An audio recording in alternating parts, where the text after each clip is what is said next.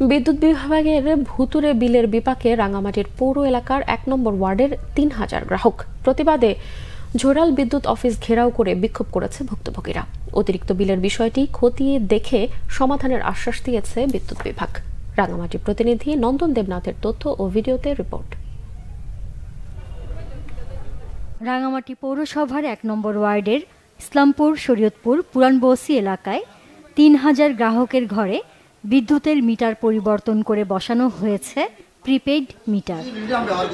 কিন্তু পুরানো মিটার অনুযায়ী মার্চের বিল বাবদ ভুতুরে বিল ধরিয়ে দেয়া হয়েছে গ্রাহকদের।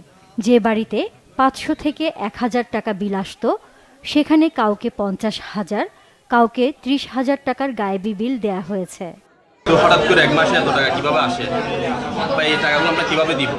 এত টাকা এর সমাধানের জন্য আমরা এখানে আসা। আমাদের সমস্যা হয়েছে যে বেশি দিতে যে ৪১,৭৫১ টাকা।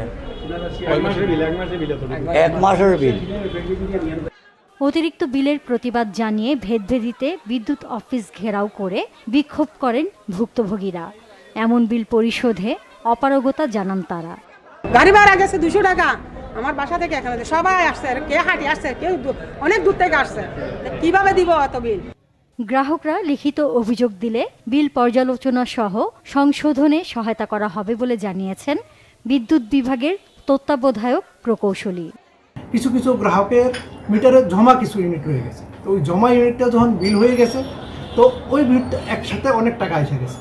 তো এই জমা ইউনিটটা দুইটা আমাদের যারা মিটার রিডার প্রিসক্রিপ্টেড মিটার রিডার হয়তো বা তাদের সঠিকভাবে মিটার রিডিং না নেওয়ার কারণে হতে পারে, অথবা ভুলে হতে পারে, সেই জন্য আমরা একসাথে বিলটা হয়েছে। যারা হয়েছে তারা আমাদের সাথে অ্যাপ্লিকেশনটা যোগাযোগ দিলে আমরা তাদের এটা সাথে সাথে আমরা কিস্তির সুযোগ দিচ্ছি। দ্রুত গায়েবী বিলের সমস্যা সমাধানের দাবি স্থানীয়দের। Bangla vision news desk.